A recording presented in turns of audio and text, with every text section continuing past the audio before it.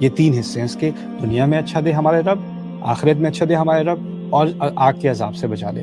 اب اس کو پہلے غلط طریقے سے سمجھ لیں، پھر صحیح طریقے سے سمجھیں گے۔ غلط طریقے سے کیا ہوگا؟ یا اللہ اس دنیا میں بھی فراری دے دے، محل بنگلہ دے دے، اور آخرت میں بھی عیش کرا دے، اور جہنم نہ دکھانا ہمیں، یعنی ایشے ہی ایشے ہوتی رہے ہماری۔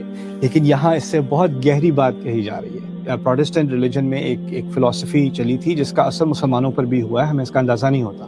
وہ یہ ہے کہ اگر آپ کو اس دنیا میں اللہ نے بہت کچھ دیا ہے، جیسے اگر آپ کا بزنس کامیاب ہو گیا، تو اس کا مطلب ہے خدا آپ سے بہت خوش ہے، اور اس خوش ہونے کی علامت کیا ہے؟ کہ آپ کا بزنس چل گیا، آپ کا کریئر ایکسپینڈ ہو گیا۔